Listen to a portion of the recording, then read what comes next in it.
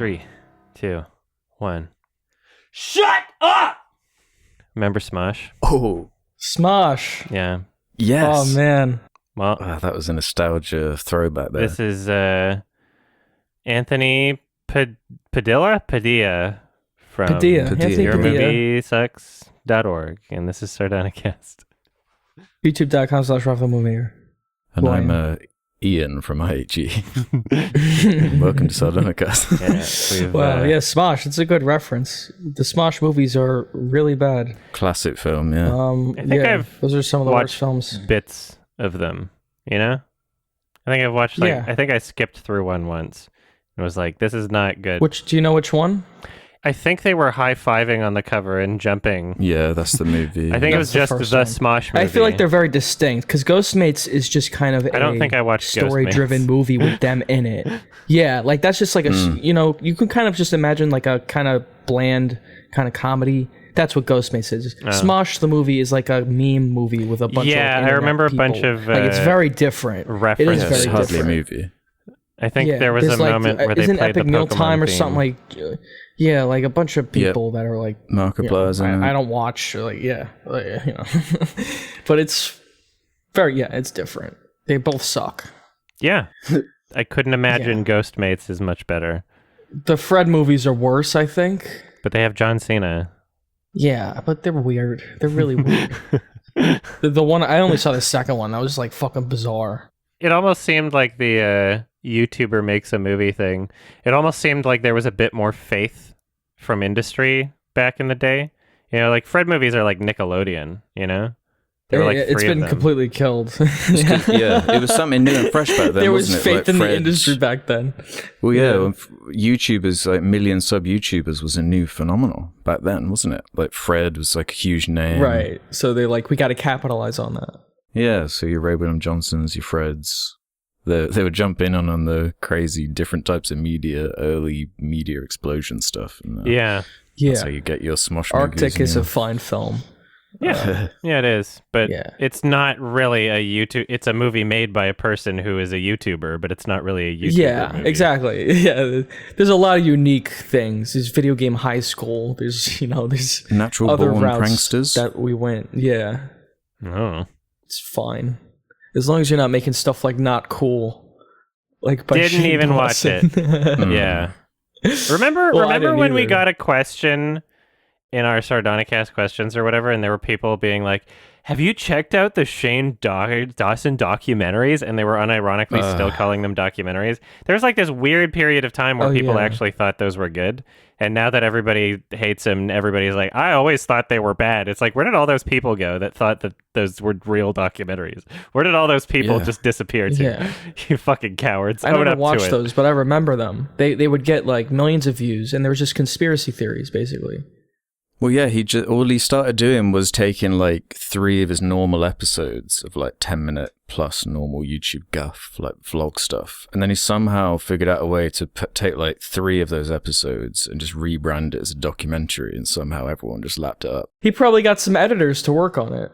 Well, yeah, like one of the conspiracy theory ones, the theory was that in Chuck E. Cheese, they collect up all the slices and then in the kitchen just like shamble together pizzas with like leftover bits. Which is really weird because you'd be saving $0. The amount of money it costs to like make a pizza, you know?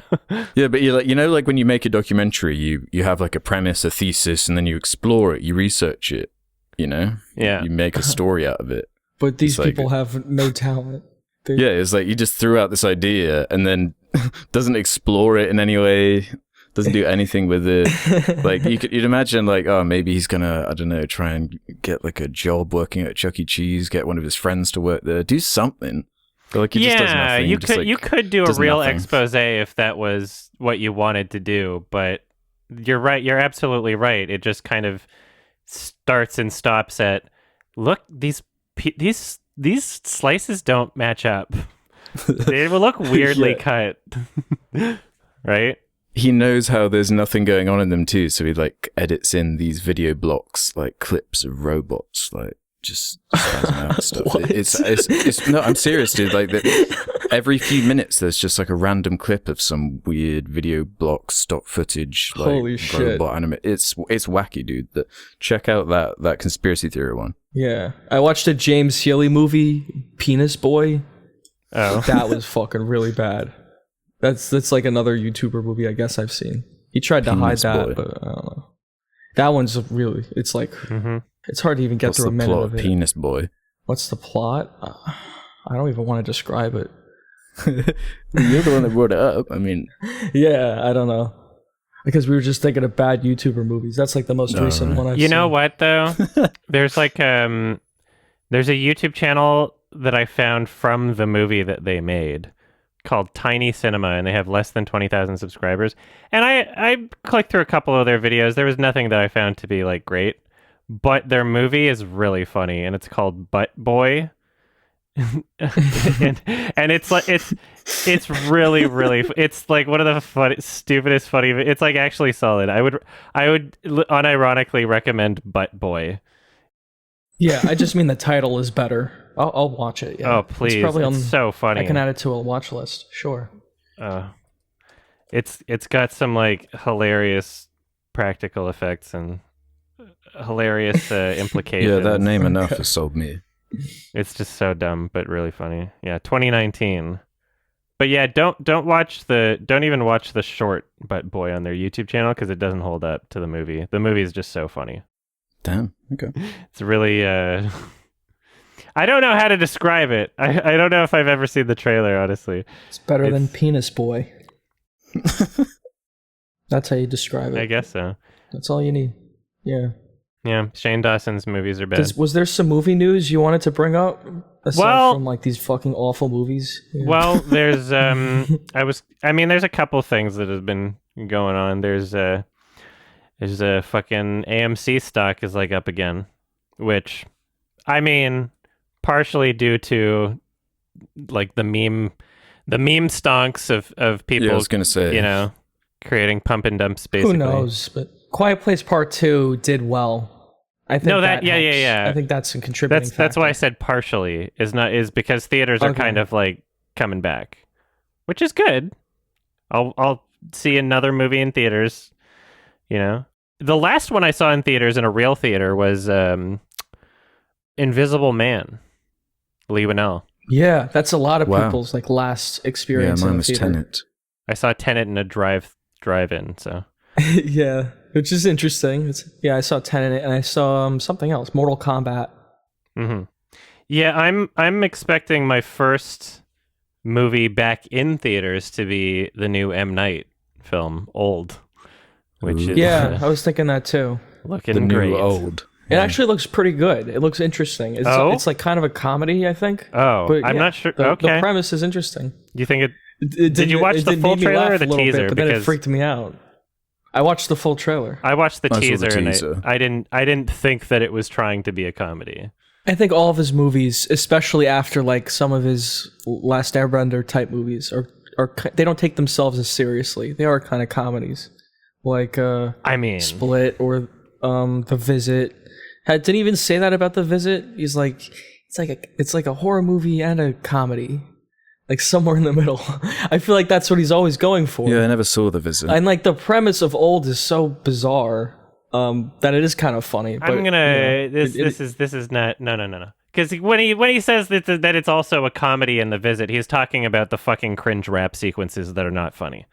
That's why The Visit is like one of the worst movies fucking ever. Is because it tries to be funny and it's the most cringe fucking thing in the world. Yeah, That's okay. like it's a comedy in the way that like Birdemic 2 is a comedy. It's like someone who doesn't understand comedy wrote a comedy. Yeah. I don't know. The Last But Airbender. I admire him trying to be funny at least. I think in every one of his films there's at least some moments within the film that are trying to be comedic, but I don't know if that necessarily means it that depends like, on the every funny movie how moment well those moments work. I think like Last Airbender is one of his worst ones because it's so dull. There's no jokes, there's no humor, personality, and the source material being there. And as yet well. it's one of his funniest. There's no jokes, it's funny and it's in a one of his different way. funniest. I think The Happening is funnier though. It's a inconsistent movie, but there's the parts that are trying to be funny that I don't know. But it's so bizarre that Yeah. I think The Happening is funny and like actually more entertaining, you know? I think Old will hopefully be like a better version of like something like that, you know, a horror I think it'll comedy. be his return to form, and by that I mean it'll be really bad, and I'll be able to laugh at it. As long as there's no cringe rap in it, I'm gonna be so happy. Split You was know? really good. I thought Split was actually really Yeah, good. do you know why? It's because he took a script from when he was writing good movies still. Like he's the trajectory of what I've predicted Oh, has I been didn't like know that. spot on. Oh yeah, he wrote the script for Split like back when he was doing like Unbreakable and shit. Well, it right? has that connection to other films that he's made. Yeah, and then the moment he tries to do a film like in the same universe, but it's a new script, he made Glass, like the fucking worst Glass thing was ever. Unbearable. Well, Glass, yeah. Yeah. I didn't even see that one because I should because Bruce Willis is in it. But Oh, you it should. just seems like a paycheck There's a movie few for him. reasons why you should see it. Yeah, You you know? forget he's in it. Yeah. It's cancer though, so watch out. He's a very inconsistent guy when it comes to making movies. Well, he's at a point where I'm just, I don't get excited for a new movie of his unless it looks kind of funny bad Speak to for me. yourself. It's been such a long time. I mean, Split was the last one I guess I just just straight up depends on the enjoyed movie. as a movie. Yeah. Mhm. Like Split seemed Without good. any caveats. Yeah. But then the follow-up was like, okay, maybe, maybe this was a kind of a fluke. I don't know what's happening in here. He took a script from when he still knew how to write. That's what he did. And I guess he had McAvoy too. Having McAvoy to carry it as well. yeah, probably there were a helped. few things that made that movie good. That's true, Also, he was too. working with like a pretty good cinematographer too. Mhm. Yeah. There were some elements, and just a good combination of elements that worked well in that film. And then he basically took the same combination of elements for Glass, and then just had a much worse script. And somehow the entire movie just was like absolute cancer, especially the second half. Mhm. Holy crap! He's getting on par with your Snyders at this point, where it's like riding off early hits in your career, and you're just wondering at a certain point, why do I like your movies anymore? Have you seen like Sixth Sense and Unbreakable? I think those movies are better. Yeah, no, they're great, but it is the same thing as Snyder. Where it's anything like, Snyder's made. Yeah, You think- the high I don't to know. lows Dawn of the Dead is for M. is Night. the height of Zack Snyder's career. I think every other movie he's made is really inconsistent. Zack Snyder doesn't have any masterpieces. Yeah, true. right. I think Unbreakable is basically a masterpiece, and so is Sixth Sense. Yeah, Should probably rate those higher. Like honestly, yeah, they're great. Yeah, I now that like we're those talking two. about it. Yeah. It's just, at a certain point when there are fewer and fewer like great examples. There's more and more. The keep Happening is a coming masterpiece of awfulness. I Yeah. love Horrible that movie. acting. Mark Wahlberg and Zooey Deschanel was like perfect casting. You know? Yeah, They it were was. so. Oh, I don't. It has even one of know the what most to say. memorable scenes to me. It's shocking. Their shocked faces are so stupid. There's that point early on in that movie. It's like just comes out of nowhere. There's this kind of old bloke who starts talking to the main characters about like hot dogs or something like that. Yeah, the hot dog guy. I love Yeah, the hot dog guy. That's one of the most memorable scenes. Yeah, the film. because it doesn't really relate to anything. It It was feels like just a dumb joke. Yeah. yeah, And I think it's trying to be funny too. It's trying to be like quirky, It doesn't make sense like within the tone because it's followed with like a death scene. I think. You know how the Coen brothers can stick like really interesting like Southern characters in No Country for Old Yeah. Men, where it's like it doesn't ruin the tension of the film in any way, but there are some funny moments where it's like, he's trying to go to a store and get some things, and the store clerk is like some weird character, like, "Oh, I don't think so, bud." Like they're able to do that. And I think M. Night kind of thinks that he's doing that at some points in times. Like, I'll just make a quirky character here. It's a sticky idea. Yeah. It's the stickiness. Yeah, that whole thing. I think he thinks that he's doing that. Old is going to be fucking awesome. I'm going to laugh to my grave. I'm very excited. We're all gonna see it. Oh, I'm That's going to what I see it mean. opening night. I'm assuming wanna that I'll see have it. my second I'm dose really excited by to. that point. I'll be all chipped up. I'm excited. I'm super excited. Like for this to be my first real theater experience of like the whole pandemic. Really, it was like 2021. Mm-hmm. I think it's so appropriate because That's I don't great. think I've missed an M. Night yeah. premiere. I wouldn't want to start missing one, And I guess before we get into another movie. Just like to point out, I don't. The Saw Spiral is on digital now, and I saw it, and it's so bad. And I was just thinking right now, like, damn, they could have just released that on digital during the pandemic. It wouldn't have been any fucking different. Like, holy shit, like. Yeah, because they've held on to it, haven't they? Yeah, Lionsgate's so weird. They did that with Chaos Walking and Saw Spiral. And the Twitter account, when people were like, hey, can you just release Saw Spiral on VOD? They're like, you have to see this in theaters. It's such an experience. Now, after watching it, it's like, oh, fuck off. That's funny. You liars. You don't even believe level. that. I was kind of hyped for Spiral, but... In what way? I should lower my expectations. Oh, just to see where the Saw franchise was going next, you know? Like, what tricks they're going to pull out this time. I heard some good things about it, like Chris Rock. Yeah. I'm a little... You should both watch it for yourselves. I won't try to influence your opinion in any way at this point. Oh, yeah, I'm definitely checking this out. Yeah, please watch. We'll talk about it in a few episodes or something. But, yeah, Yeah. Okay. Hoo boy. In other news, also a movie that is bad, Army of the Dead, directed by Zaddy Snyder. Sorry, Hack Snyder. What a treat. We were just talking about him. We could have segued it better, honestly. Double 2021 Snyder. Just came out with the Justice League Snyder cut, yeah. Came out with. And this movie felt as long. The Army of the Dead felt about as long as the Snyder cut. Yeah, no, the two films Snyder has released this year are the two longest examples in those two genres, those superhero movies. Oh, really? He's got the longest one. And he's got the longest zombie movie too with Army of the Dead. Wow. 2 hours, 28 minutes. 2 hours, 28 minutes, and goddamn, do he you wants feel to make everything. sequels as well. There's going to be a few sequels. Apparently, it was a fucking hit for Netflix. Apparently, Army of the Dead did really well. Cool. I thought there was something wrong with my TV. No. It's dead pixels. It's the second most expensive zombie movie ever made as well. Second most? Okay. What's the most? Yeah, after World War Oh, Z. yeah. I should have thought about that one a bit longer. Yeah. Now, do we think this is better than World War Z? I would say yes. I would say no. I would say no. I might say no. No. What did I rate World War Z? Okay. I think it was higher than a 1. How long is it? That's how I'll answer. I think it's shorter, but let's see. Yeah, I rated World Maybe War I'm Z a just, solid 4. Biased. And it's an hour and 56 minutes long. Okay. 2013. God, it feels like yesterday. The dead pixels really were distracting. Aside from that, I don't know. So explain this drama or whatever that was going on with this movie. There was a drama? About what? The character they had to cut out? that. Or That's like CGI hilarious. out with Tig Notaro? Oh my god. Yeah. Yeah. Yeah, that was a whole thing. Yeah. And, you know, Tig Notaro's a good comedian. There's some parts where I felt like they just CGI'd a character. Well, into no, the the fucking whole thing. I mean, basically. Where it was like, Yeah. so anybody who's confused, we should explain.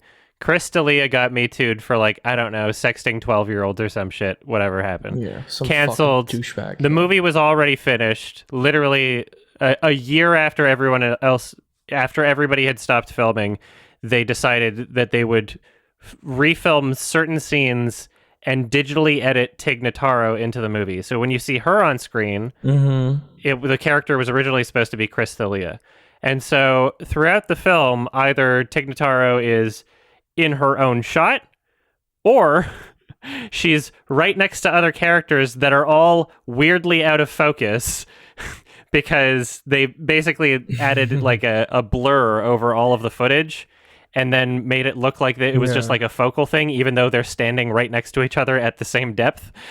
And so that's how they basically blurred it to make it easier to like stick her into the movie.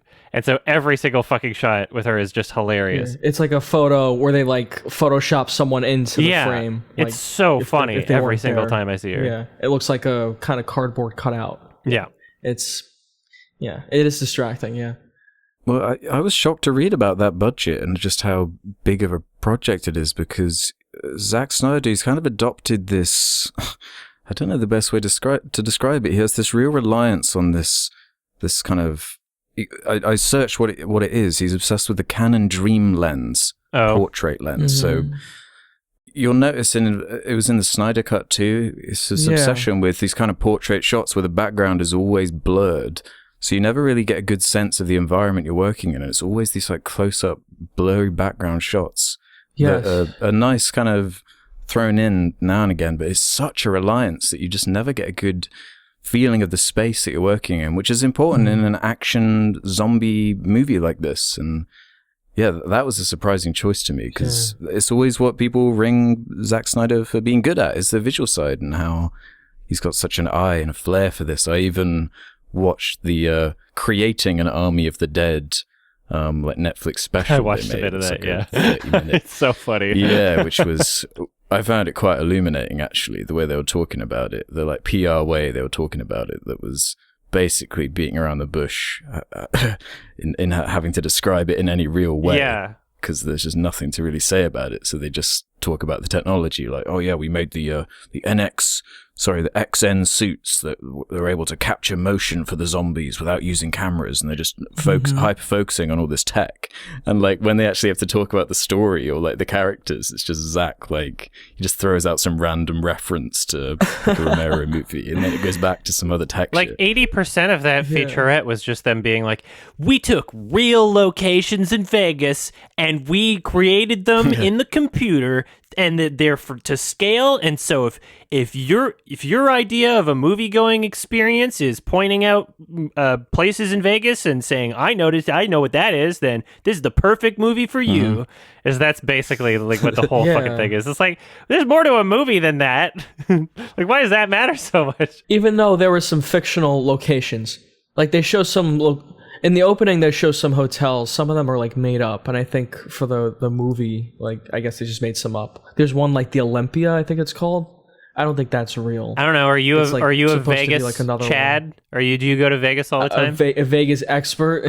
I'm just trying to think like how accurate it was. I thought the opening title sequence was fine, except it was pointless to the overall plot of the movie. Like you didn't even really need to see it because you see like a family like die. Like okay, that was cool, but like you don't like they're never brought up again. Like there's the guy parachuting down and the zombies engulfing him. I like Dave Bautista's character just fine, but there's like all these other characters around him. They just die constantly.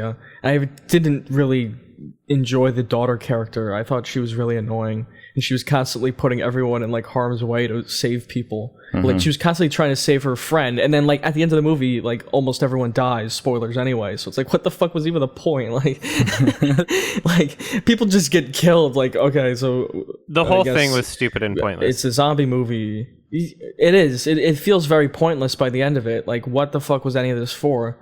It's a heist film. I guess we forgot to mention that. Like, they don't get any fucking money. The heist part of the movie is so, like, glossed over, and there's no, like, rush. All the characters are, like, talking to each other in the safe, even though there's, like, a nuke about to come and blow them up. And, like, and the safe is about to close. Like, there's no rush. They're just fucking talking to each other. It's like, why isn't there any, like, tension here? Like, there is in Tenet or something like that. Well, it's funny because, like, the way that they shoot this, the way that they edit it, they insist a countdown, right? They're like, there's 20 minutes before this whole city gets nuked. And they think it's this weird thing that movies do, a lot of like really bad movies do, is they think that by insisting that there's a level of urgency that they don't have to show it in any way. So like not only is it edited in such a way where it's like, okay, that's way more time than you said was happening, right?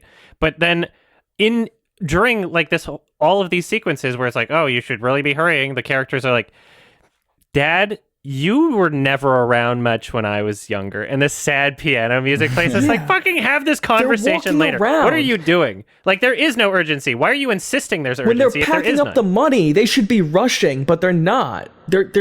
When they're packing up the money, they should be like throwing the money. He was in there fucking really quickly, making it rain, like celebrating slow. Yeah, like making it rain. Like you guys got like 25 Let's minutes. Just dance like, for a bit. It doesn't make any sense. Like the characters, they just don't make sense. A nuke. They're not strong. Like you don't just want to be like a little bit far away from it.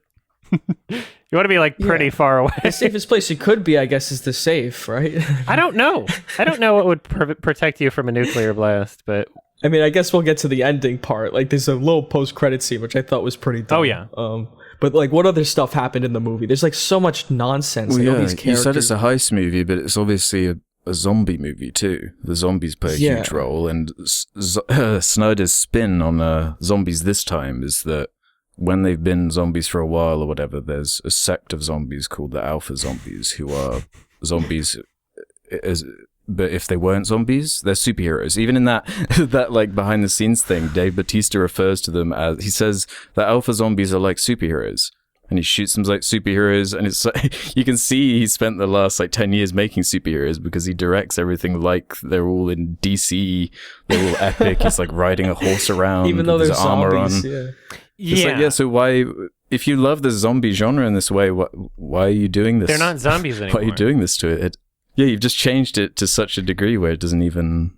It's just something so different. They might as well be aliens. You're not even using the premise you established. Yeah, they might as well be. There's literally and no on top of that. Yeah. Did you guys notice that some of the zombies are robots? Yeah, I don't know why. Yeah. They have blue blood, and like when they're shot, you see kind of a robotic. Maybe there's another hour of deleted scenes explaining it or some shit. I don't know. Well, yeah, there's like extra stuff explaining it. Yeah, well, these ideas and like references and things to other movies, but just forget to make like a good one of his own, because Dawn of the Dead is mentioned a lot in this like documentary thing they were talking about of the making of this. As if this is somehow like a spiritual successor or somehow within the same league, forgetting the fact that that was a remake and was written by James Gunn. So you have a much stronger base. And here, it was at least co-written by Snyder himself. And I think it really shows, because what was his other previous solo writing work? Sucker Punch. And I mean, no one's talking about the original story of that movie, and it's similarly has a similar amount of depth as Sucker Punch in terms of just, it was written, the first draft was written about 10 years ago, and I think that really shows. Oh, was it? Zombies even in the zeitgeist anymore? The weird like Reddit reference and stuff. Oh, it just felt aged and bad and dumb, and like there was just no real creative juice here. I mean, I think they could have maybe pulled something together if I think the original idea was that James Gunn was going to at least write the screenplay or something, be attached in some way, but he's got a Suicide Squad movie to make instead. Yeah. So it fell on Zach to pull it together. Yeah, he's had to make a better DC movie than Zach has ever. Yeah, I didn't think about that. I mean, yeah, it's probably what's going to happen. I don't even feel like I have to be hyped up at all to say that, because, you know, so it's still not super high expectations. You don't even need to have that. Regardless of how long and pretentious this movie is, which it's both of those things very much, there's things in the core of this film. There's elements at its core that just make it not work very well, because like, you're taking all the scary elements out of zombies. As soon as you humanize them and you're making them like emote and like grieve and like have a baby, like what's it's like, well, I don't know. They're just fucking like stronger people that have angry faces then. Like, why does any of this matter? Like, you know? Yeah. Because especially when it ends with Dave Bautista's slow-mo exploding the like head of the bad guy zombie anyway, so trying to make you sympathize with it was like, just a pointless waste of time anyway. He doesn't even care about it in the end. A lot of the human characters are just unlikable. Completely. And they focus on the zombies more. It makes me think like, oh, they want me to like the zombies what's more. so bad about being like bit? The guy who gets eaten by the tiger. He's like some kind of traitor or something. He was sent to just steal a zombie head. That was actually the mission the whole time. Like, okay, who cares? It's not that interesting. And then he just gets fucking eaten. Like, and that's it. Like, that's the end of it. There's like a 2-minute scene of him getting eaten by a lion. Yeah. I guess there's a lot of focus on gore. That's, if you like that. I mean, it's cool. The gore looks cool, but there's a million other things going on. Dawn of the Dead was much better paced. I liked that movie much more. I mean, there were also actual stakes. You know, like they were trapped in a fucking mall and trying to get out and stuff. Like you mentioned, there's a zombie tiger. Yeah, and like the execution of the way it actually plays into the movie is such a non-entity. I know. And contrast that with a Netflix movie from a few years ago where there was like a CG kind of zombie bear creature, and that just contrasts like the scenes and the way like that kind of creature was used in the different movies. I'm referencing Annihilation. Yeah. If it's not nailing the horror. It's not nailing the zombie fiction. It's not got characters. It's not a very good heist movie. The action isn't particularly good. It's way too long. The zombies aren't cool. Like, what is there? The music choices are terrible. Yeah. Like, man, I'm really trying the with music, this one. holy shit. It's fucking awful. Like, constant covers of songs that are just fucking horrendous. I thought that was the worst It's a part Zack of the film. Snyder was the movie. music. Mm-hmm. But he's been doing this. Yeah, Yeah. exactly. He's been doing this for so long now. There's a It's like cover of This Is almost the End expected. from like Apocalypse Now. And, oh, it's so fucking bad. Yeah. Like, it's constant though. It's like the whole movie is littered There's with it. one thing I liked about the soundtrack, and it was that Richard Cheese was in it, because that was a bit of a callback to his other Dawn of the Dead movie, where Richard Cheese was in the soundtrack to that. Okay. So that's about it. That's the only thing. But even there, Yeah, it's like, there's tons of references. In Sucker Punch too, remember there's tons of covers of songs that were just Yeah. fucking Yeah. agonizing. oh yeah, some of them are It's just the so same bad thing in too. this. They're just so grating. Yeah, I was checking the length every so often. They didn't even get to the part where they were like showing up into the barrier of Vegas until like almost an hour through the movie. It's like, what happened in the first hour? Like, opening scene, the worst military personnel ever can't contain one zombie, and then we get... So it's like, this is another core issue I have with this type of zombie movie, is like, it just kind of picks and chooses how strong and capable the zombies are at any given moment. Because, like, I don't know, you got like 10 military dudes. They can't handle it. They can't handle one of them at all. But then you have like other scenes where it's like the characters who are supposed to survive in that part are just like fucking blowing their heads off left and right and like pow pow, like superhero. It's like so inconsistent. Mm-hmm. And if it's going to do that, then it's really impossible for me to feel any sort of like fear or tension from the actual conflict in the movie, which is zombies. It's like, should I be fearing them or not? Like, they were obviously able to overtake this whole city, but at the same time, these other characters are getting some cool music going along while they're just like fucking killing out all of them, you know? It's like, I don't know. It just feels inconsistent. Yeah. Did you get to the point in the creating an Army of the Dead where they were kind of talking about how to be self-aware but never wink at the camera? And Oh no, I didn't get that far. Snyder talking about, I'm aware of the commentary of zombie movies, you know, going back to Dawn of the Dead or whatever. But what is the commentary of this movie? How does he apply his spin onto it? Well, he's got his like Me Too zombie guy. How did you find the implementation of that?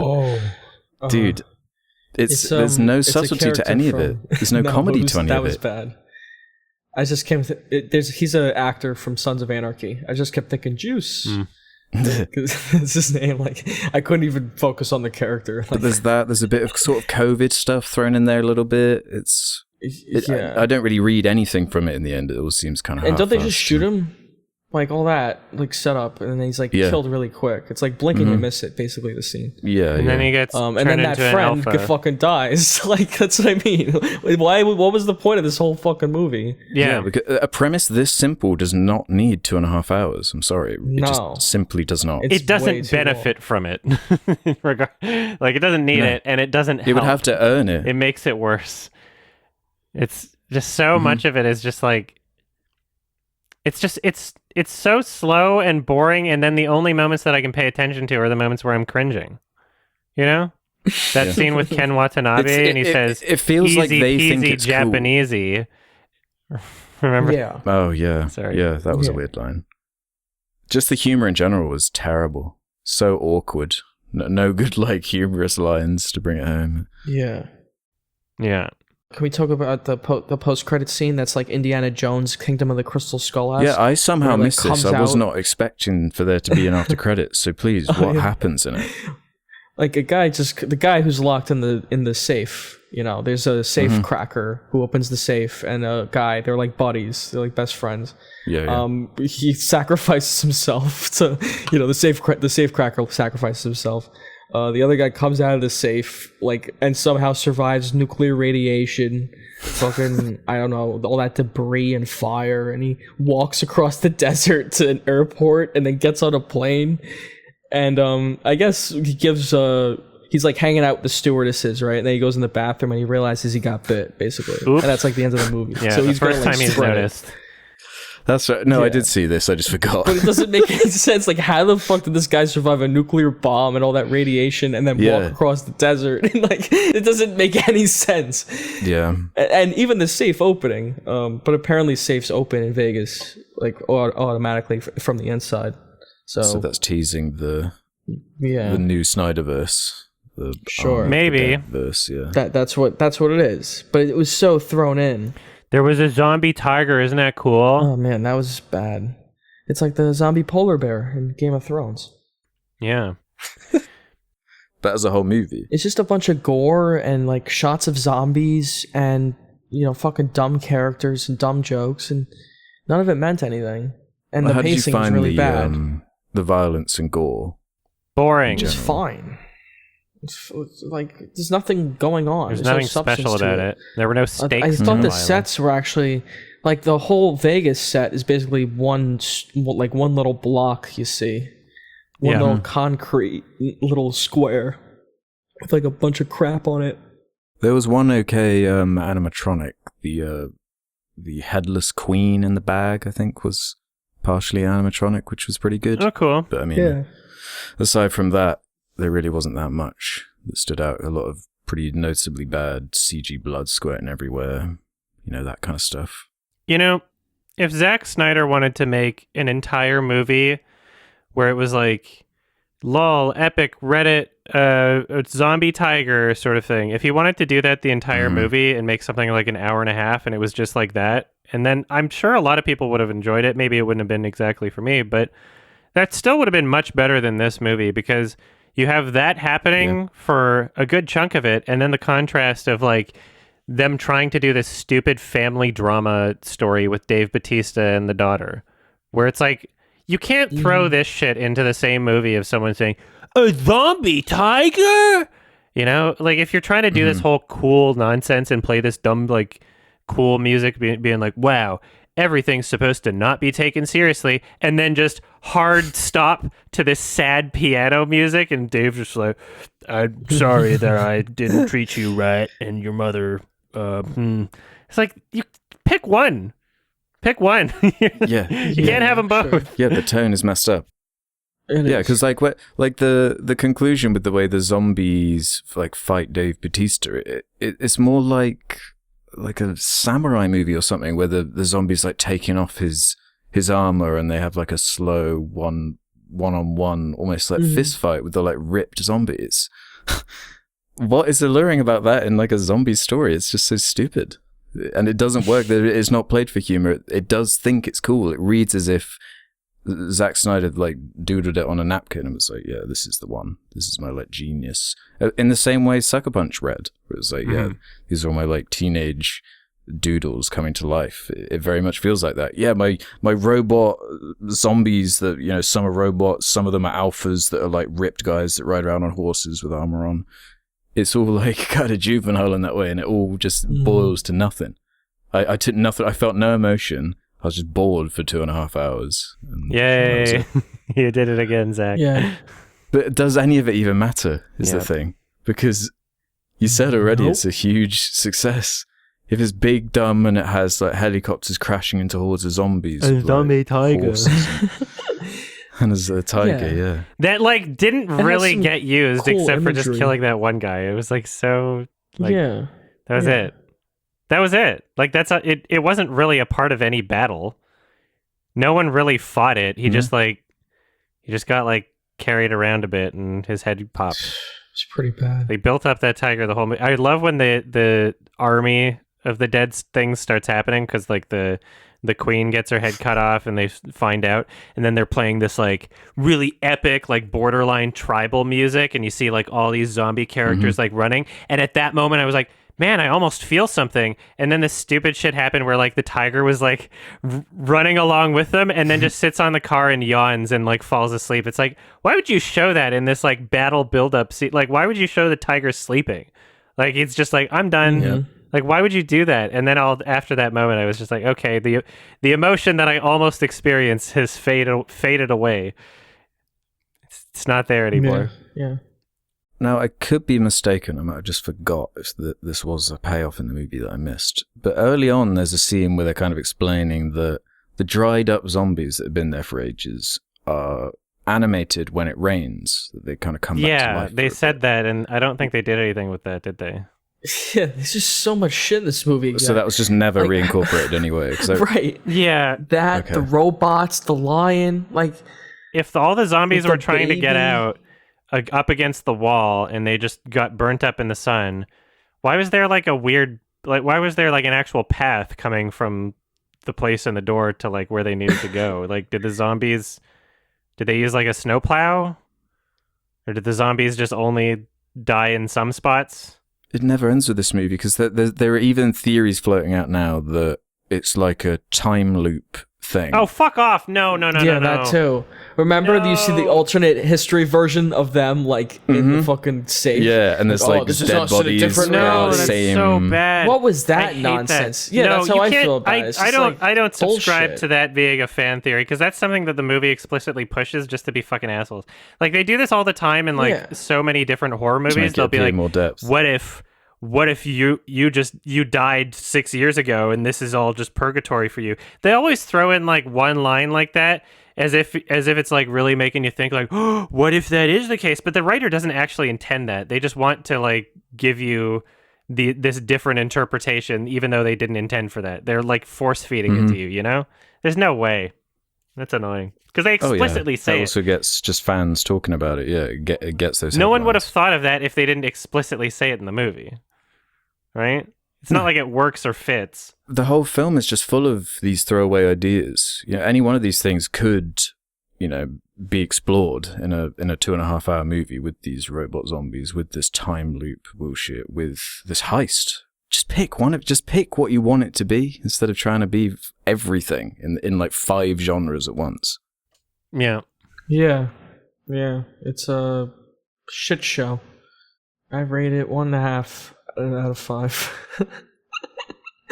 Sorry, Zachy Poo. Yeah, I think this is a 1-star for me. I mean, as I said, there's really nothing You I guys like brought about me it. down a lot, so to be fair.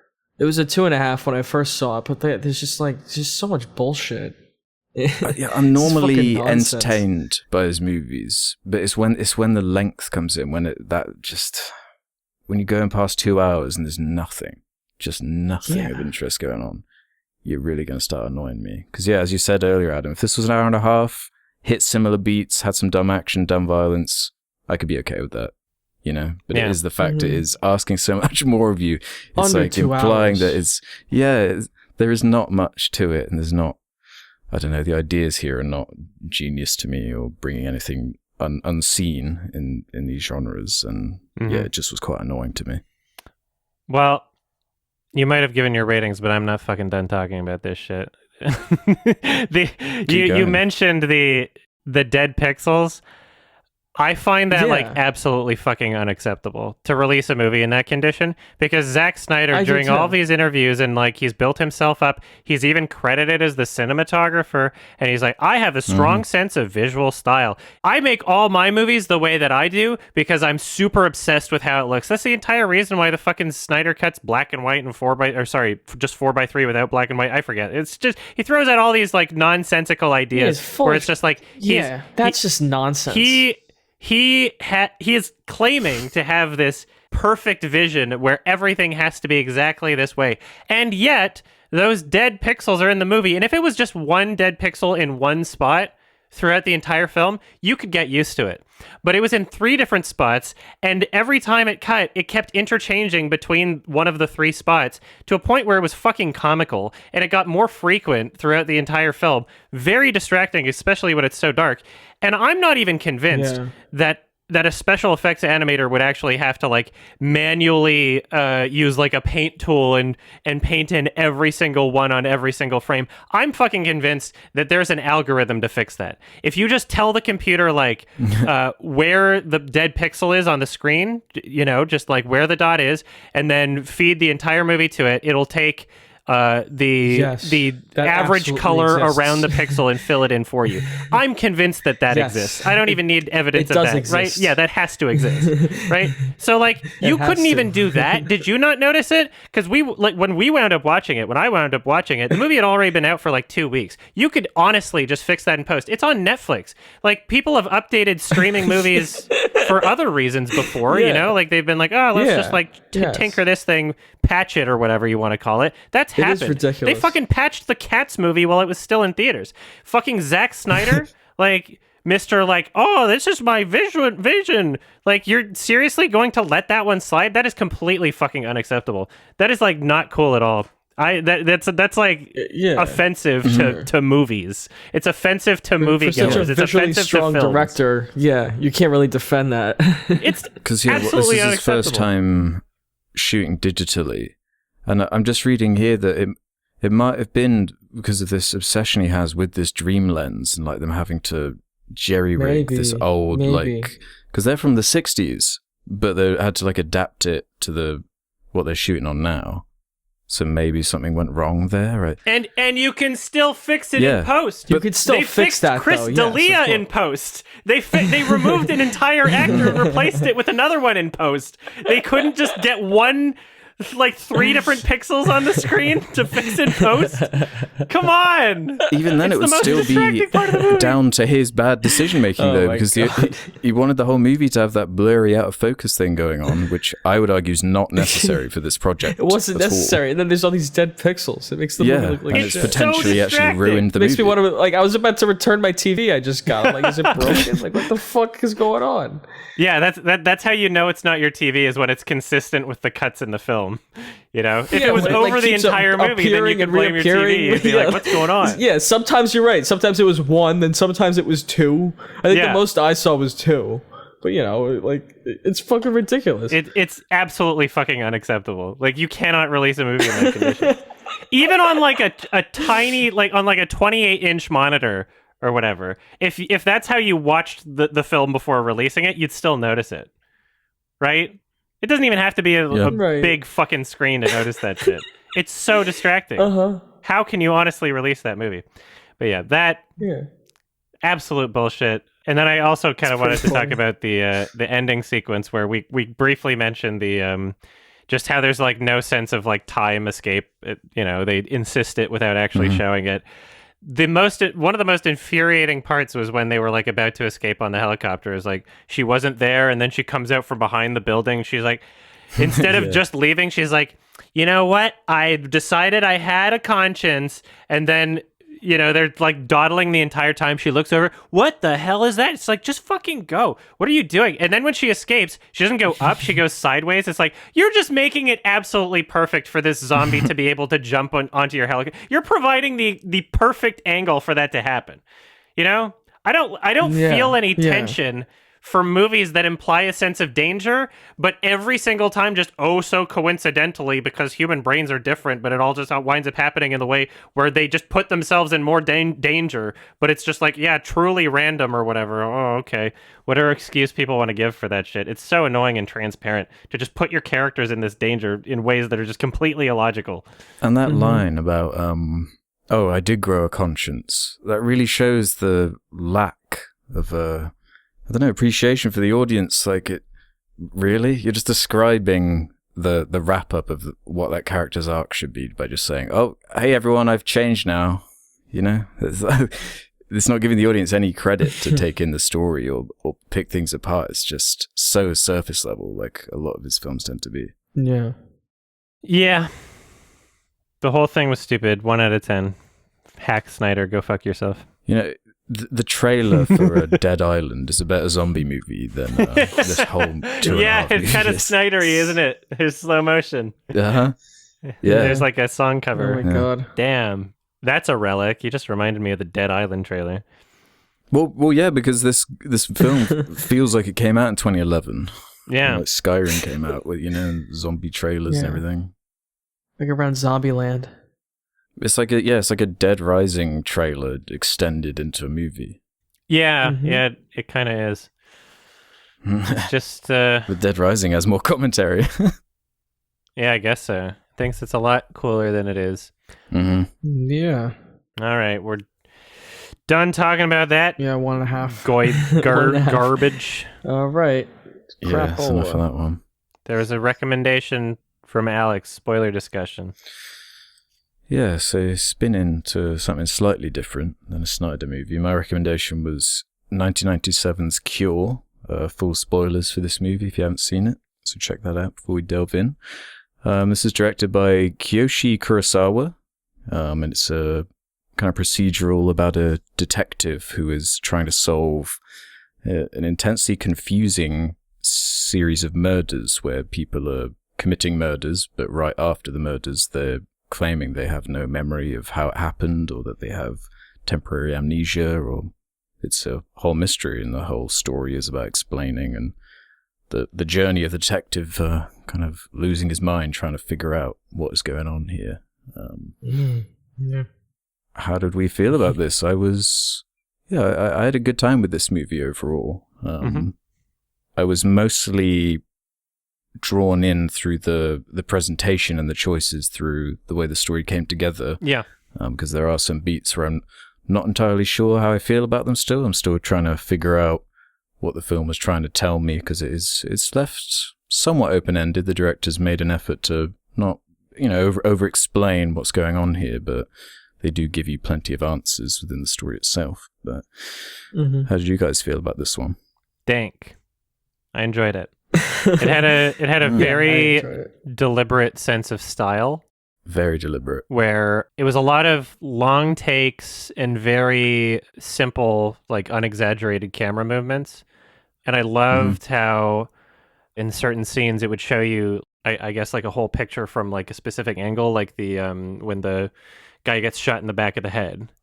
And you see it just from that one location. And then later in the film, after seeing some other stuff, we come back, same location, and it's the crime scene with the tape and everything, and it's from the exact same angle. I like stuff like that, where it's like it doesn't just bring you back to the location, but it brings you back to the perspective.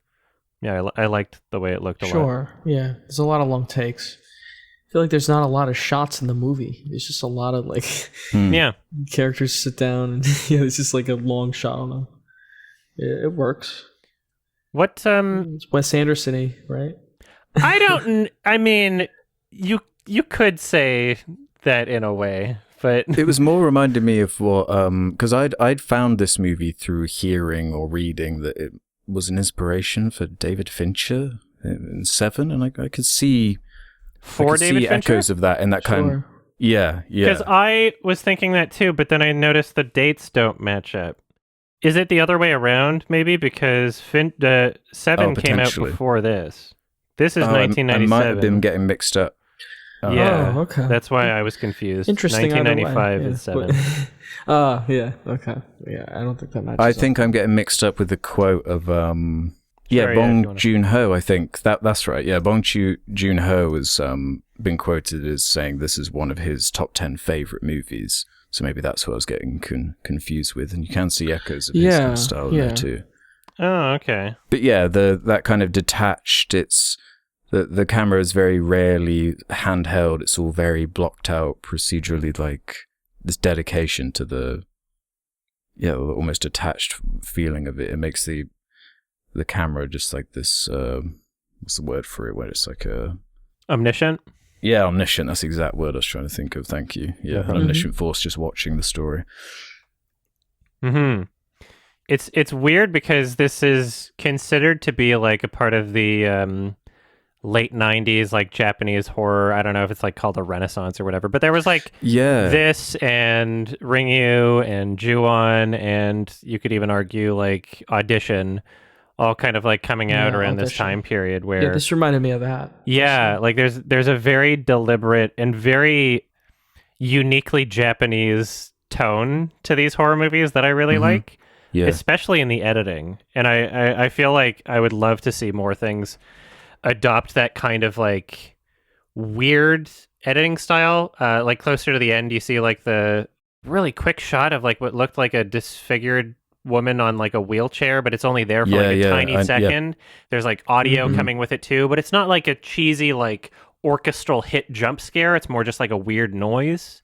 I like that stuff a Yeah, lot, yeah. and I've seen that in like some of the cinematics for like Silent Hill, like the Silent Hill 4. If you leave the menu playing, you get that you get like a really cool movie thing, and it implements those same kind of like editing techniques. And I don't see that often. It feels so unique to like this culture and time period and genre, and I was, it brought me back.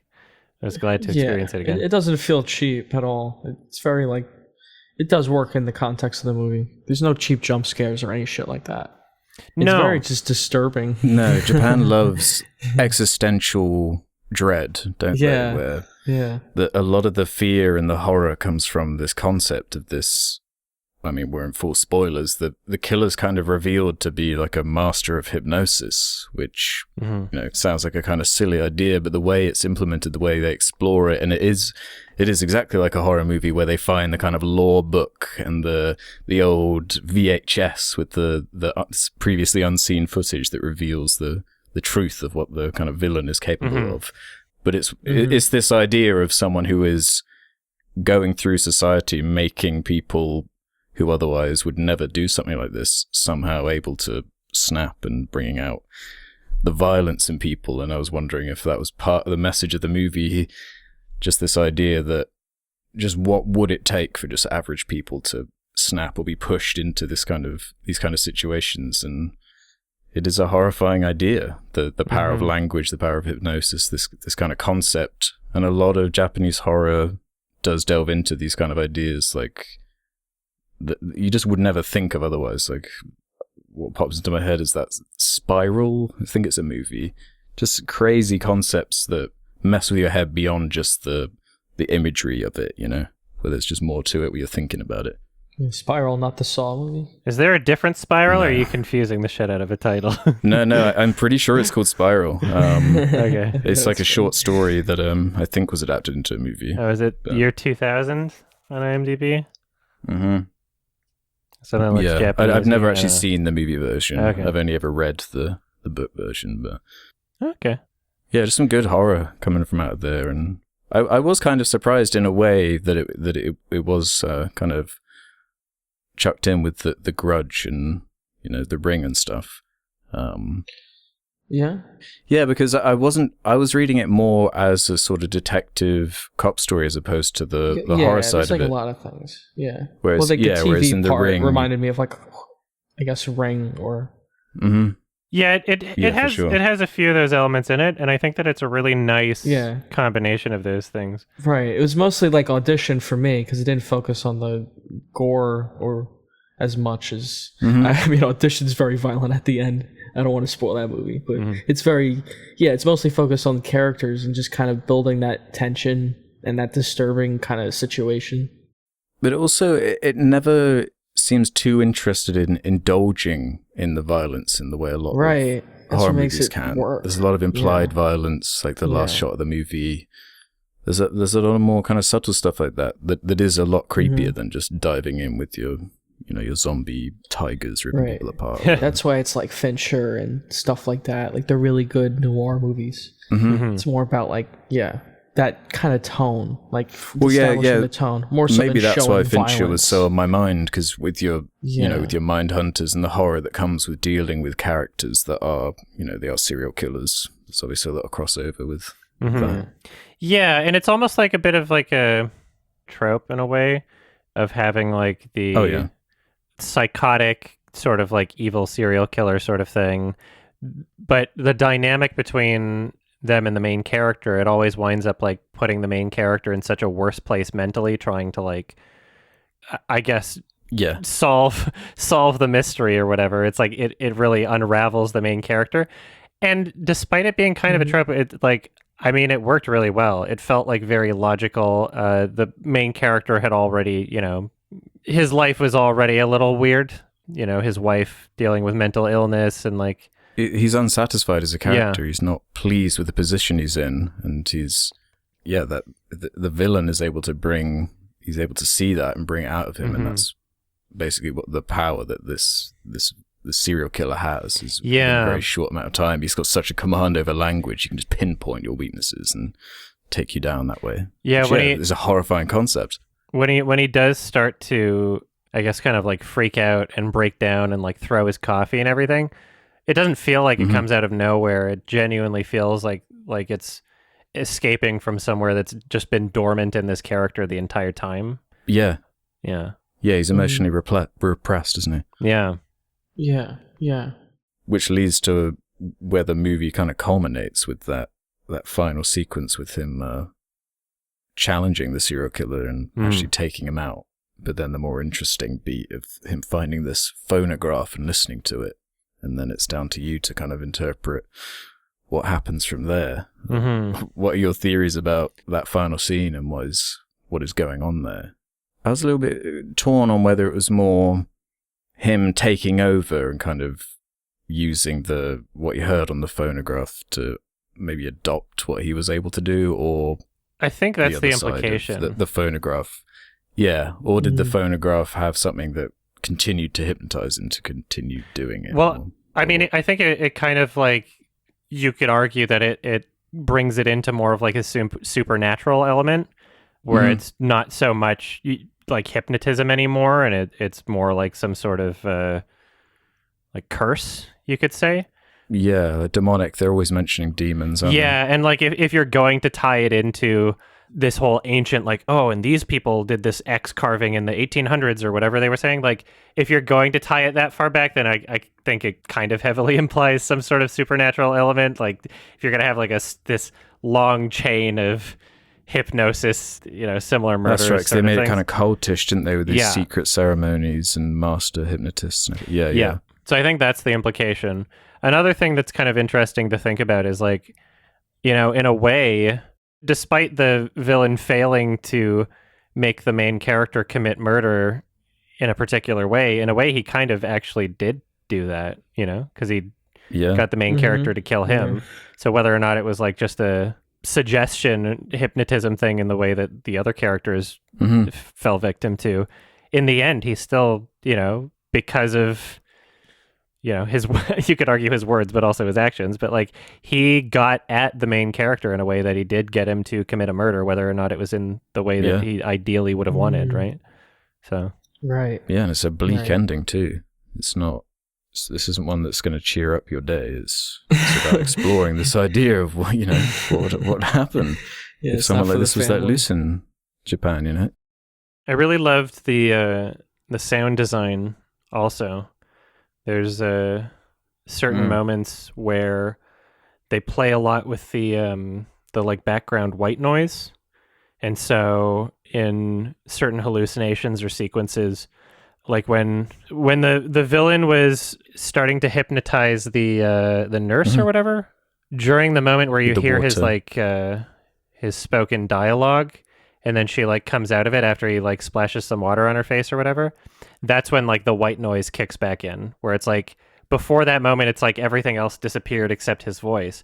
And then we see that exact same editing choice reflected later when the main character is having the hallucination of his wife hanging herself in the kitchen. The moment he snaps out of that, suddenly you hear this extra background noise where like you hear like an airplane passing over and like everything else that's just like back into reality that you didn't know was missing before, right? Like everything's completely silent except for the most obvious direct things you're supposed to focus on, but then it's like, oh, you snap out of the hallucination and suddenly like the full range of everything you're supposed to be hearing is back. So yeah, I thought that hallucination scene was one of the best moments for me, where it was really starting to come together in terms of, oh, this is what this movie is going for. There's way more cleverness here. It's subverting what I'm expecting a bit more, because in that moment I was with the character. I was not expecting for a second for that, that horror trope at this point, for the fake scare within some dream or they wake up or whatever. But it reinforces the character and what he's going through and that mental degradation he's going through. I thought that was a great choice. Yeah, it worked really well. Did not feel unjustified, and it didn't feel like it came like too out of nowhere or anything. Yeah. We're aware that that character was already suffering mentally, and so it feels like a perfectly reasonable thing to happen in the film's universe at that point. You don't just think like, oh, that's a dream immediately or anything, which happens so often in so many other horror movies. It's like, yeah, this is not happening. They wouldn't do that. Yeah, it's such a boring trope at this point, but oh yeah, it's nice to be reminded of how to do it properly. One of the films that I thought that this kind of reminded me of is Cachet, Michelle Haneke. Yeah, no, I had to, because I saw that for the first time a few months ago, and it was really reminding me of that. With a bit more of the subtlety of the commentary. Because the camera does feel like you're kind of like voyeuristic watching, the shots, the voyeuristic claustrophobia. like, shots. Yeah. Very brisk pacing. It's not very slow at all. It's not a very long movie. It's under 2 hours. Yes, under 2 hours, hour 50. Yeah, it flies by. And also practical effects. The blood and gore, the body. None of that felt like that like really weird. It looked like a real body. Yeah, like it was disturbing. It had an impact on like the movie we just saw, where a bunch of zombies blew up and it just had no meaning. Blah blah blah pow. Just looked like CGI. Yeah, this movie it actually had it had a visceral reaction out of me because it had a story around it, and there's like an impact to that body, like it's actually important. Was there any point where the hypnosis thing was bugging you, like at all? No, not really. No, at the start, at the very start of the movie, I was wondering, like, so the only way this is like, surely the only way this is possible is like through some kind of hypnosis thing. That must be some kind of magical realism. Yeah, like what else? I was thinking like that, maybe a magic stone or something. But and I think because they lean into the horror, more mystical, culty side of it, that makes it work, as opposed to because another annoying trope too is like amnesia, and like they don't really try to play with you too much in terms of holding you off till the end. It's like, oh, is this guy really got amnesia or not type stuff.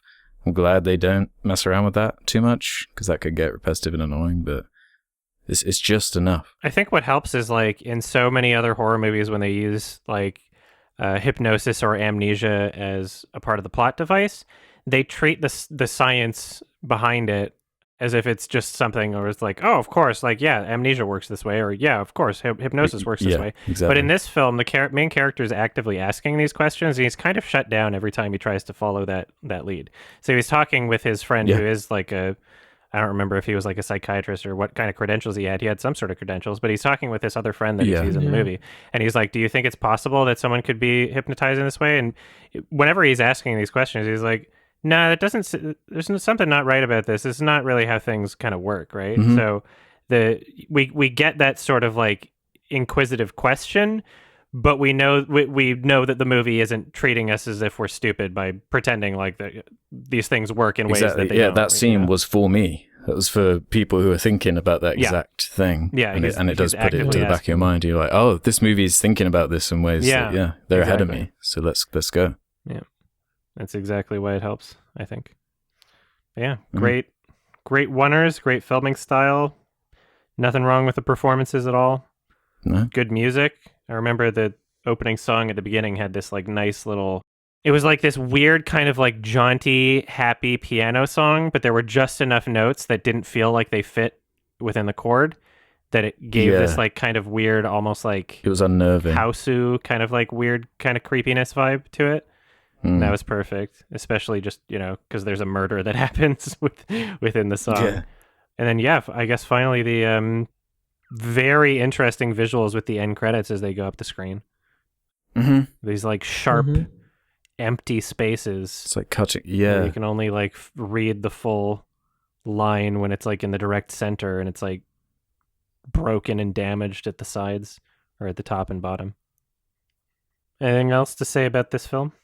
I think it was just really solid all round. It's just nice to go to some really solid horror. Yeah. Good 90s horror. Kind of stuff that... I'm glad I watched Japanese horror. And out of that list of films it's kind of lumped in with, I don't know, I like the approach of this one, I think the most. Maybe Audition, I sort of pair it with it, but yeah, there is just something about how reserved it is. I love reserved filmmaking when it's pulled off in this way, because you still get all the beats you want and expect, but it's just in a way you weren't, Yeah, absolutely anticipating necessarily.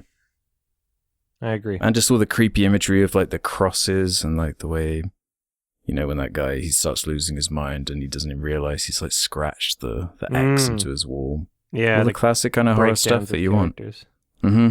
That was all captured really well.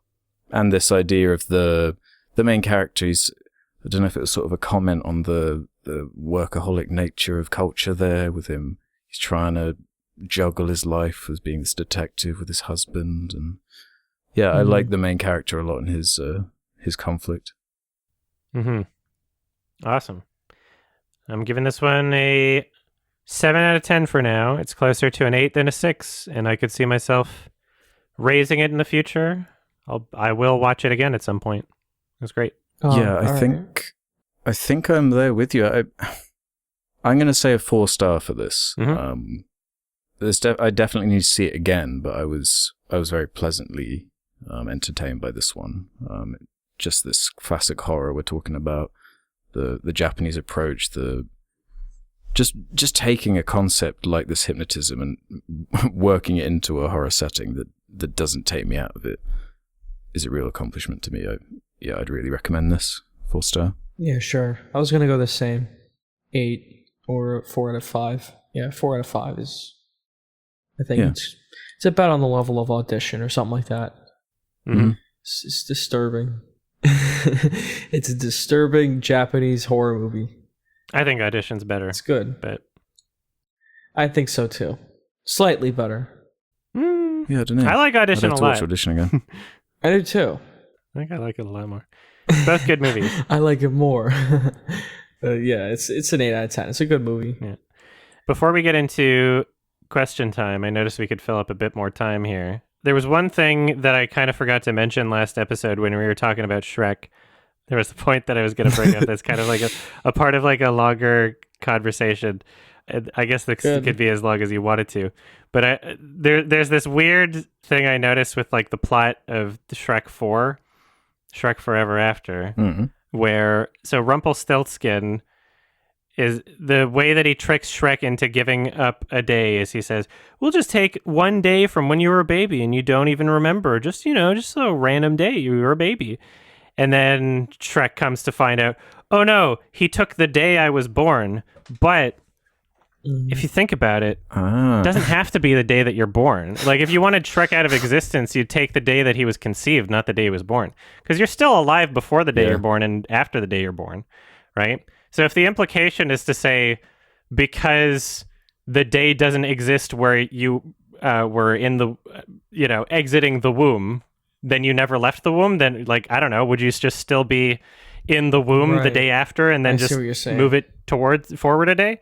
Because you could take away the day that someone turns age 3. That doesn't necessarily, if we're following the logic of the movie, that doesn't necessarily mean that they would never turn 3. You just assume it happens the day after, right? Okay. He definitely messed with Shrek's dad.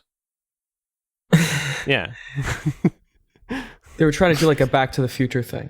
Well, because if let's say if you took away the day he was conceived, and so Shrek's dad doesn't come in, that's why Back to the Future Mama made Shrek. sense, because like the whole point was Marty's parents didn't bang, so he didn't exist. Yeah, right. That was the whole point. So that's what Shrek should have been. But then he wouldn't have been able to trick him because he wouldn't be accurate when he said just a day when you were a baby that you don't remember. So he wouldn't have been able to trick him. It was kind of weird wording. Just wanted to throw that out there to see what you guys thought. Okay. Yeah. Shrek 4 is still good. I've ruined it. I don't think I would lower my rating. Yeah, I don't think I'm ever going to think about that movie the same way ever again. I don't really want to think of like ogres really impregnating each other, if I'm being real. But bunch of ogres. Shrek's parents. Yeah, that's what we need to see. Was like a different ogre born with the same DNA then, do you think? I don't know. In that timeline? The Elseworld Shrek. If they took away the day that he was conceived, then a different ogre would have been born because Daddy Shrek would have banged on a different day.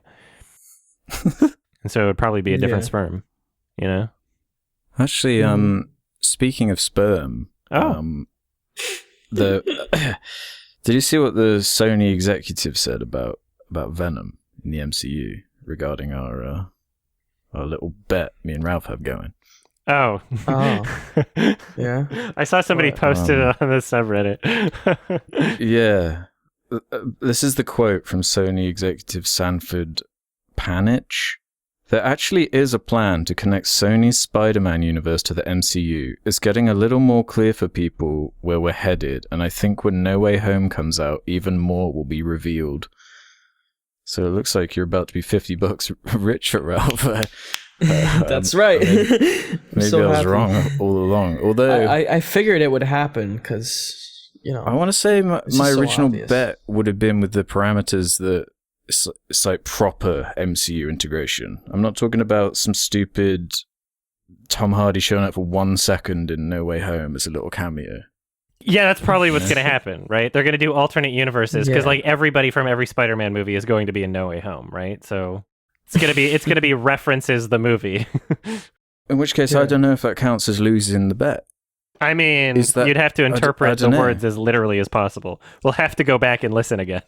yeah. Someone else can leave a comment and decide. I just want to throw that out there. Now we got an update. If you didn't specify, then unfortunately, I think you lost.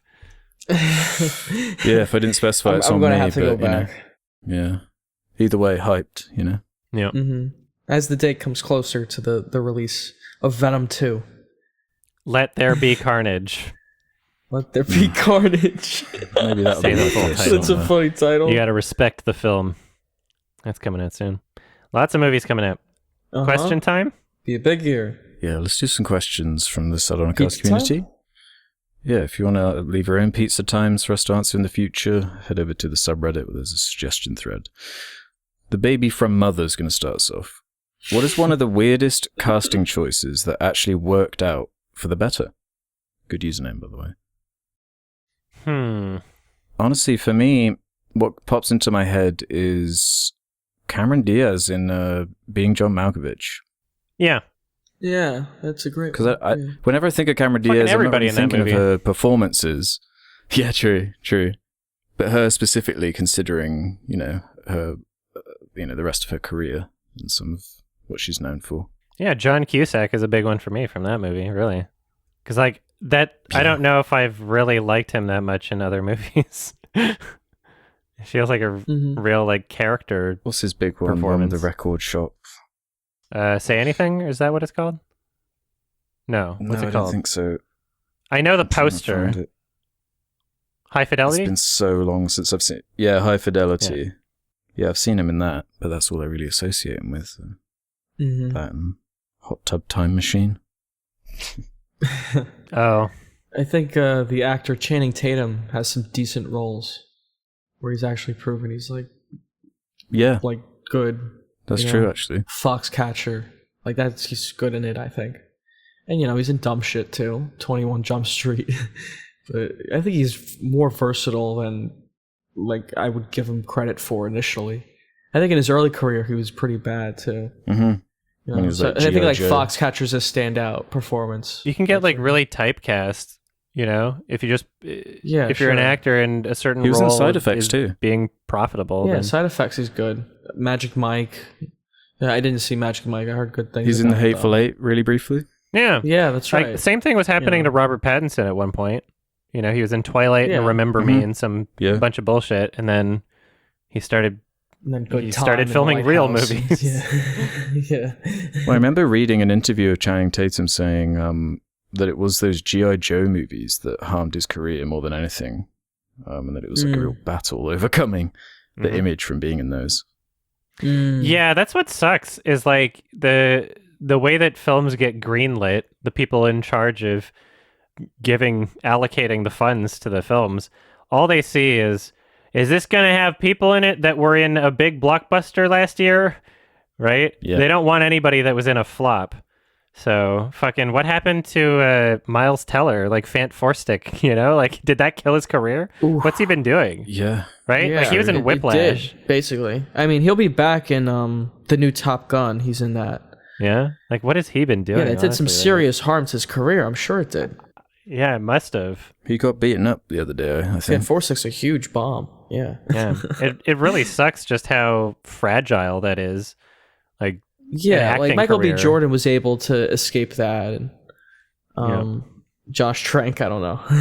He made Capone. Oh, yeah, that came out. I don't Yep. even think I saw it. No, I didn't. I saw it. Capone, yeah. It's an interesting one. Capone. He poops himself Oh. in the movie. Oh, cool. Yeah. Yeah, I don't know. There's quite a few actors out there that, they do a bunch of shit roles and then just there's one role where it's like, oh yeah, you're an actor. Like, Jim Carrey's always been very eccentric, but Eternal Sunshine, I think, really lets him shine as an actor. Sure. Yeah. Eternal Like, Sunshine, Truman Show. Truman Man Show, on the Moon. yes, but Truman Show is like so... It's a great movie and a great performance, don't get me wrong, but it's so close to what I'd imagine from him in the first place. Whereas Eternal Sunshine, he's playing such a more like shy and reserved character with like, surprising. very subtle Yeah, sure. mental problems, and like he feels like a real. It feels like It's a real more of a departure. He's not balance. like so outward. Yeah. It's a Yeah, against departure, type. but it's a good role for him. Like, it's not quite number 23 or some like dark crimes, I Or, think it's called. Yeah, Eggman. that's just too much. You can't really take it seriously because it's like Jim It's Carrey, perfect but he's for like a Eggman. really dramatic. Like, Eternal Sunshine's perfect. Yeah. Bittersweet, romantic, like drama. Yeah. Very good tone. And Truman Show too. Like that one. It's a comedy, but at its heart, it's like more of a drama. I'd say. There's some movies where comedic actors try to break into a dramatic role and it doesn't work so well, like Butterfly Effect and Who was that? I don't Ashton know. Kutcher, Yeah, that's right. and then Saw Spiral. But I guess you'll find out when you see it. That'll be a matter Damn. of opinion. Oh, Yeah. I can't wait to hear what you say about it. I can't wait to hear what both of you say about it. Yeah, I'm hyped, man. Chris Rock. It's I don't know. I'll let you figure it out on your own. Okay. Let's do this one then from Cindy ZYK. Have you guys ever tried to learn a second language? How competent are you with it? And in what way does it affect your film viewing? You guys got any second languages going? I learnt French and a bit of Spanish in school, but aside from that, I never really... Yeah, in school I learned a little bit of Italian. I'm not that fluent though. You got anything, Adam? Yeah, in Canada they do like French immersion in schools, so you can either have your kid do their entire schooling in English or their entire schooling in French, basically learning the exact same subjects just with different language from a teacher.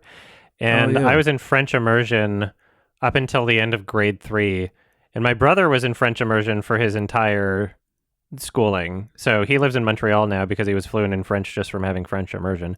I know a bit of French. There's no good reason why I should have been removed from French immersion. I don't know why. I got a C in social studies, and my parents were like, he must not understand the language.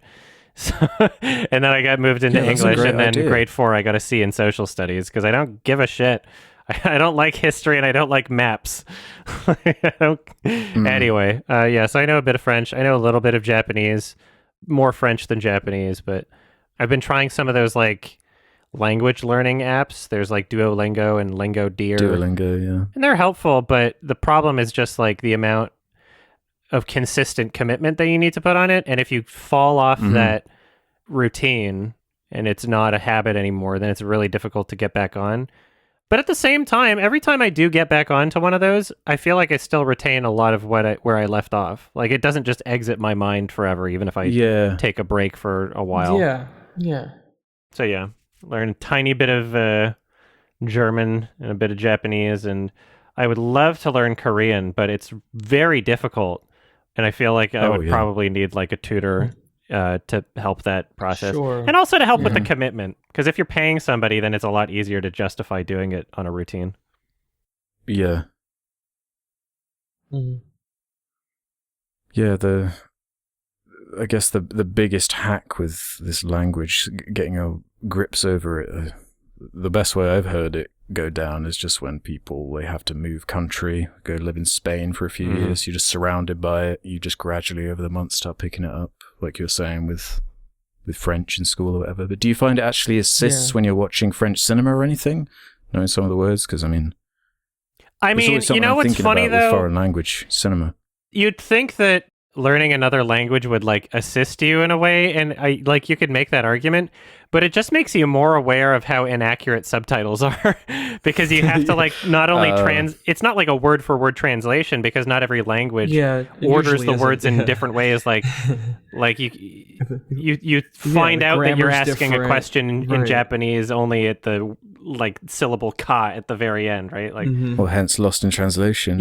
So there's things that like especially when you write dialogue where there's like a very cultural understanding to that line, or if you write a line in a film where a character confuses one word for another, it's like, okay, then you have to find two words that rhyme, and you can't use the exact same words that were in the original definition because they don't rhyme. So you have to kind of like create a new line that the original writer didn't intend, you know? Yeah.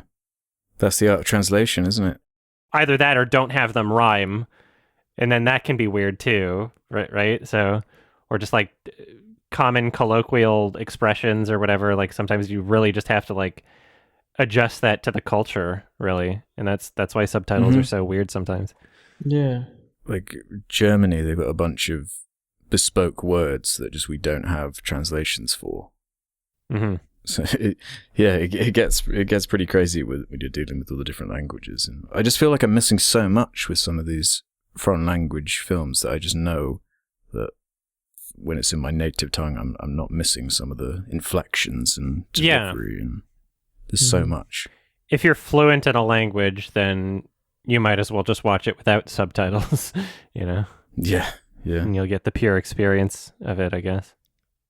So, we have a fucked up one here from Deleted. They actually deleted their account after leaving this, but hypothetical question for Adam and Ralph. An evil wizard casts a hex on you, which prevents you from watching any of your top 50 favorite movies. If you try to turn on any version of any of these films, the screen is black and you cannot hear a thing. If you try to listen to the score alone, you won't hear anything. If you try to read its screenplay, you won't understand a word you see. The wizard offers you a deal.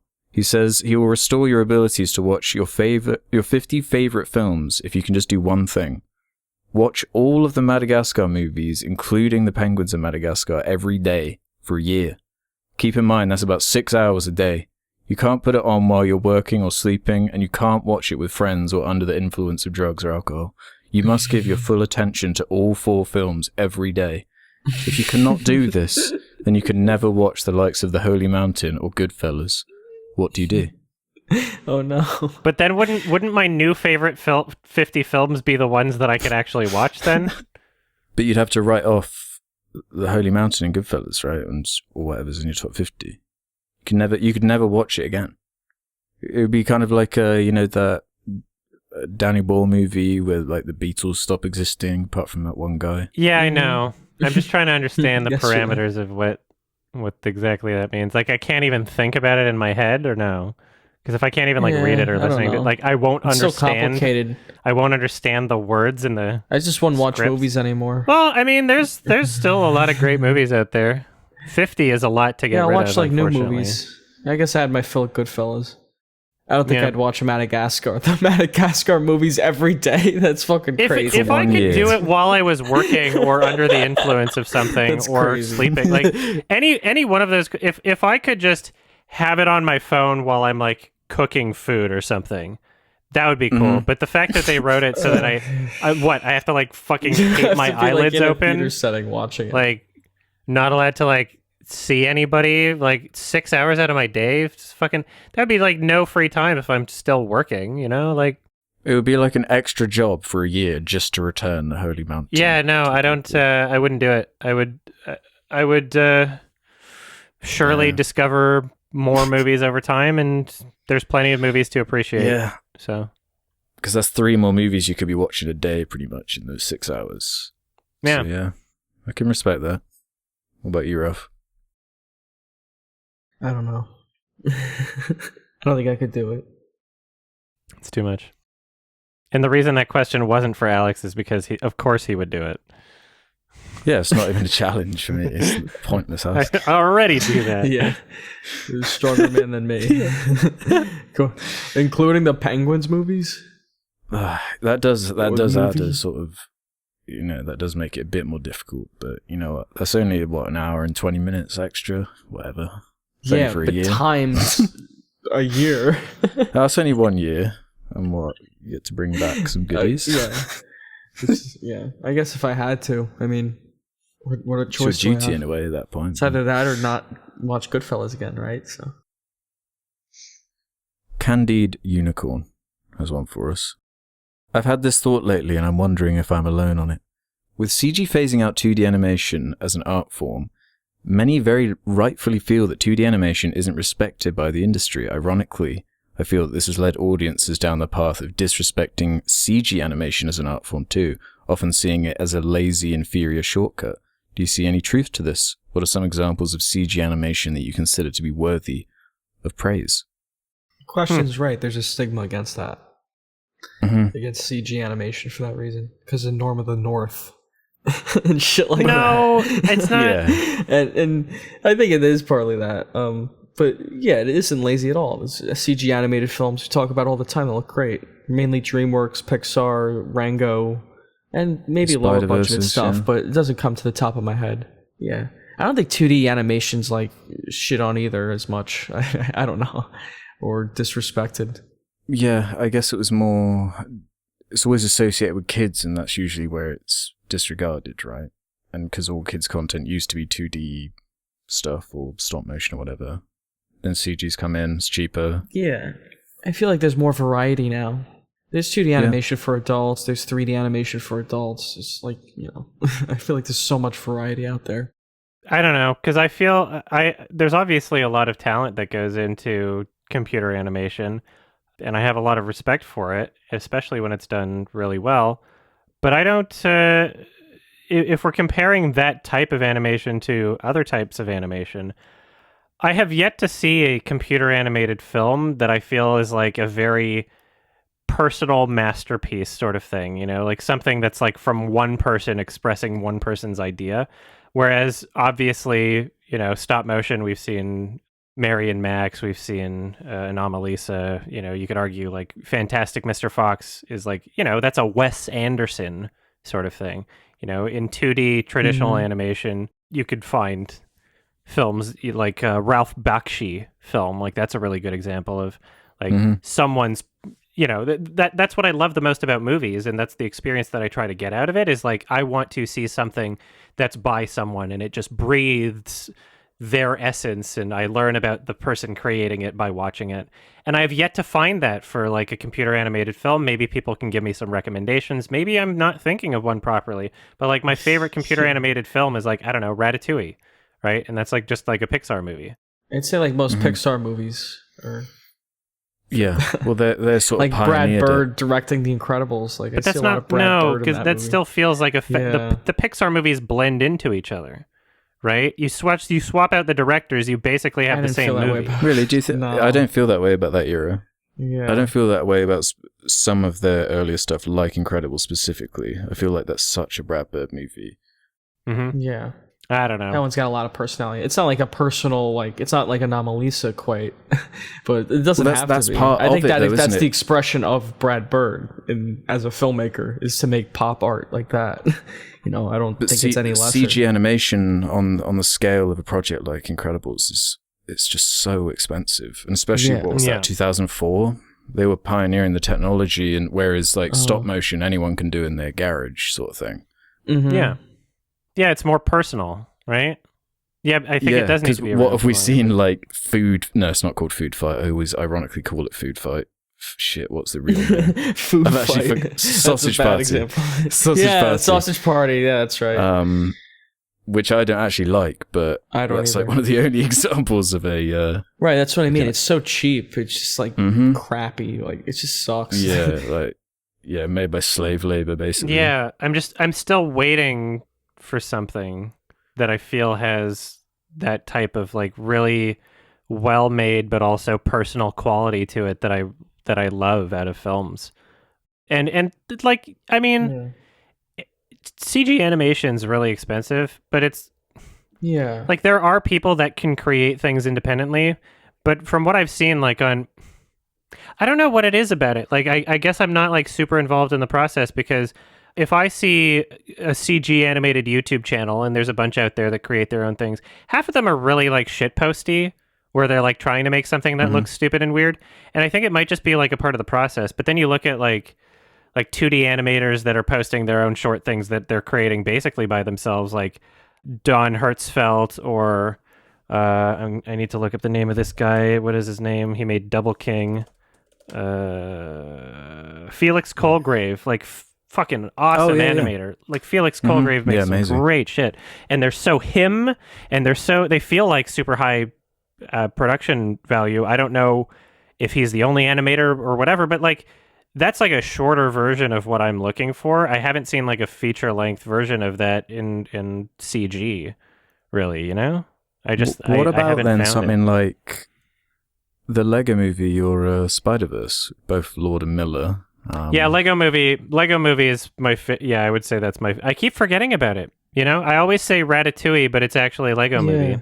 But again, like Lego Movie, although that's very much like a Lord Miller thing, and that's the reason for its success, it's also the Lego Movie. It's also a movie of Legos and Batman Legos. But the actual that was where the technology was perfect for the story, though, because using CG to create, and then within the limitations of the Lego world, animate within that style too, to make it kind of look like fan films. I know what you're saying. That's still not quite what I'm talking about, though. You know, I still haven't been satisfied in what I'm looking for. Spider-Verse as well. I'd say that's a good example. Yeah, because then go next to Spider-Verse, where it's Lord and Miller again, but the visual styling is what makes that movie stand out. Yeah, there are CG movies that have interesting visual styles for sure. It's just nothing that's quite satisfied this craving, you know? Yeah, but they're so personal, these styles, to like them. Like Incredibles is Brad Bird. Like I don't think any other Pixar movie looks like that or feels like that, except for Incredibles 2, maybe. And that's it. Like and the same thing with Spider-Verse. There's a ton of personality. I want to watch a movie where it doesn't feel like it's gone through entire teams of people to sign off on aspects in the movie before it gets to me. You know? Yeah. That's kind of what I'm looking for. But making these movies is so expensive. It's exactly that's impossible. Yeah, that's what I mean with the scales of these CG movies. They usually just aim for a very general audience, or as general as they can go. I don't think it's necessarily impossible, but you'd need like a really hands-off producer with a lot of money who just doesn't care about whether or not they get it back. Yeah, they're starting to get a bit more creative because there's such a baseline of just how an animated movie looks now. They have to do things to actually stand out a bit, to show themselves out in the crowd. So like that Peanuts movie from a few years ago, that actually had a unique style of animation for a CG kind of movie. Sure. Even Pixar's trying things now. This upcoming movie that's like set in Italy, different kind of designs, color palettes, and lighting, everything. Soul was a little bit different than what they're usually doing. I think we are seeing it's going in an exciting direction now that the technology is just so insanely photorealistic. Really, you can just do anything, you know. And as the technology gets cheaper, the options just become more and more endless. Yeah. So hopefully, more of those independent artists will come out. Yeah, because even on like Netflix with these shows like Love, Death and Robots, which I think some of the animators, art directors from Spider-Verse. At least in that first season, there's an episode that uses an extremely similar kind of style. So you can find kind of these examples out there, but it is just sort of low key at the moment. Yeah, we'll see what happens. I'm excited and looking forward for things to grow. Yeah, just all this tech stuff is interesting, and just how it like levels the playing field. So then it's just the stories that have to come through.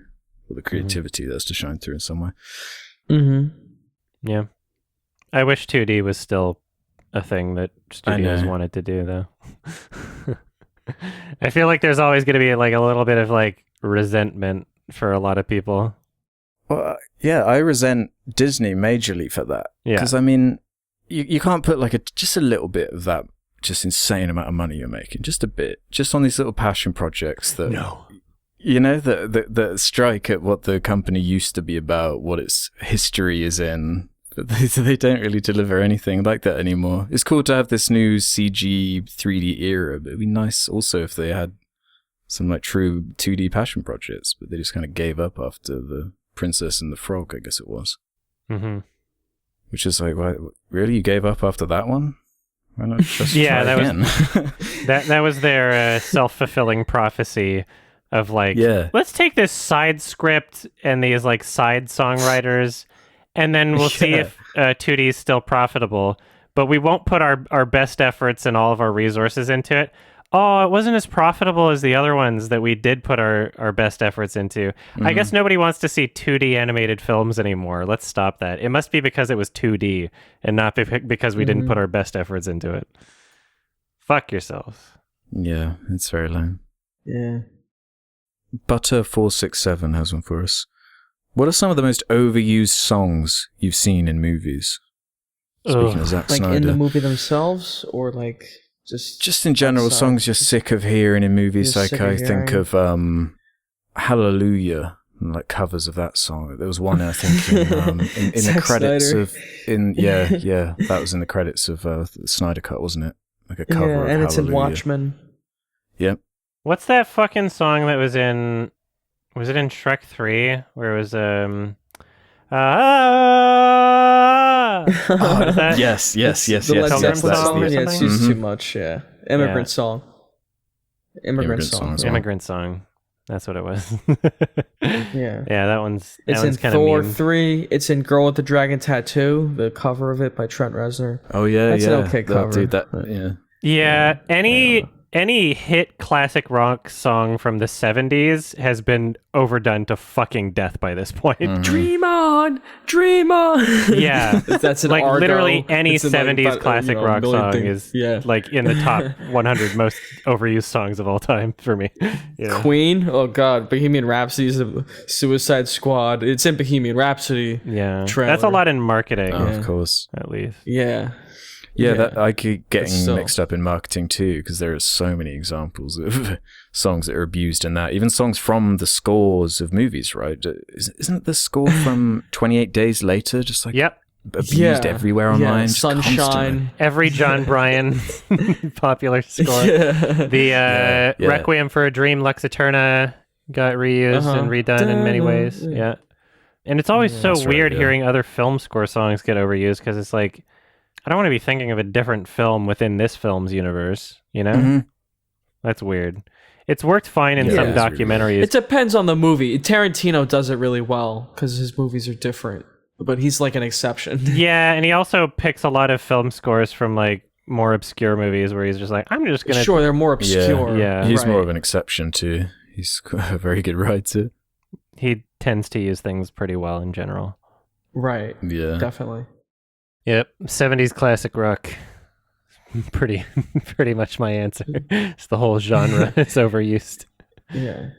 Fuck. Tarantino and Scorsese, they use music the best, basically. Yeah. Yeah. We can end on this one from Tunisian. How do you feel about going back to theatres with the ambiguity surrounding vax/unvaxxed people? So I guess... I think I'm the only unvaxxed person in this call right now. I'm half vaxxed. Is that right? Oh, you're only half vaxxed. Okay. Yeah, I'm fully. I'm just today. none-vaxxed right now. Or, yesterday. Yeah, Yeah, I'm not interested in going to the theatre until I have mine. Sure. Yeah, My same. full Yeah, I'm you'll waiting. be all right. You'll be all right. Everyone will be okay. I mean, Get your vaccine. I'm just waiting Get for your my vaccine jab. and be safe. Except to the individual. Use protection. Yeah.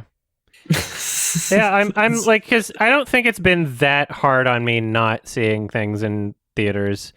Like, the biggest ones where I was like, oh, come on, you're releasing it and I have to wait, were like Tenet and Saw Spiral. And after seeing those movies, I would be pissed at myself if I went to a theater to see that when it wasn't like safe, or if, let's say, I like got COVID watching one of those movies. I could never forgive myself, even if it was just mild symptoms. Yeah. Just knowing that I got COVID because of Tenet or Saw Spiral, I never would have forgiven myself.